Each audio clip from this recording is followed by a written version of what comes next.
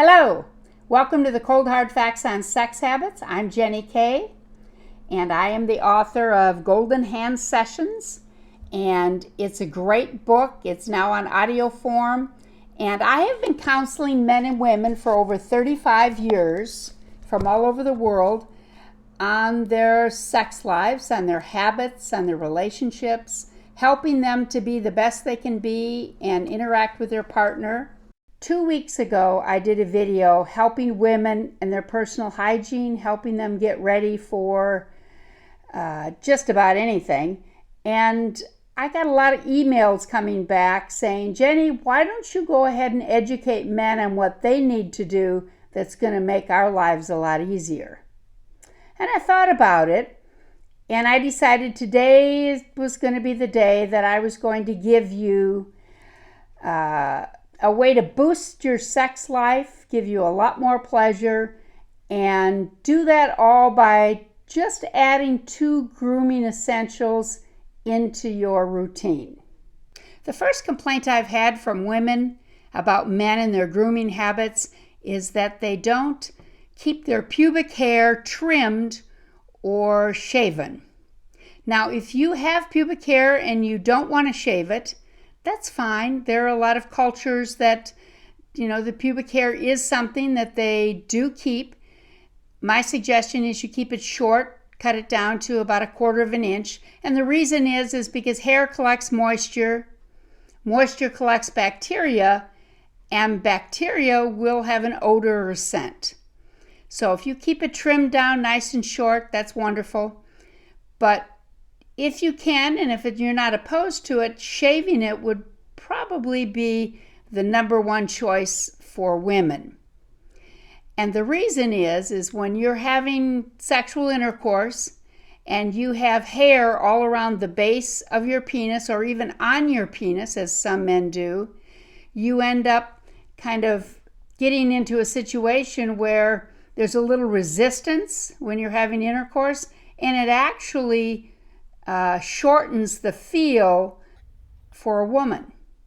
When you've got maybe an extra inch or 1.5 inches of hair up around the base of the penis, or even kind of as an extra cushion on the skin, on the base on the skin, you're going to have that little bit of extra not feeling quite as good as she may want it to feel. So when you shave, it's basically just skin on skin, and it feels much, much better to a woman. It also helps you to not transfer any bacteria into her vaginal area, because a lot of women get bacterial infections and they don't understand why. They go to their gynecologist and he just says, well, there's a bacterial infection there.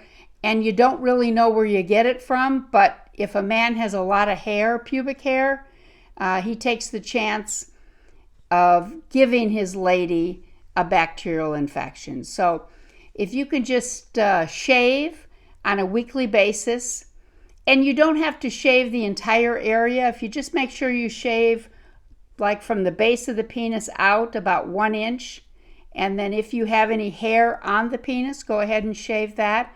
But make it so it's nice and clean. You'll like it. It'll feel better for you. And after you do shave, you'll want to use a shea butter or something that's super fatted to prevent the little red bumps. In my description on the video, I will leave the link for the shea butter. Also, the Venus razors. The Venus razors are the disposable razors that are wonderful. Some are 3, some are 4, some are 5 blade razors, and you won't cut yourself with them. They're easy, and once a week is really all you need, but it makes a huge difference. Now, when you're talking about being shaven, clean shaven, in the pubic hair area, you're also going to help your lady. If you two engage in oral lovemaking, you're going to help her in a much greater way. First of all, the hair, when it is there, will shorten the flow when you have oral sex. if the hair is gone, then it actually, I'm told, feels a lot better. But even more so than that, when a woman is giving a man oral pleasure and the hair is in the way and it gets up around her nose, and women don't like hair in their mouth, but when it gets in their nose, they can sometimes, if it has bacteria, end up with a sinus infection. And people don't even think of this.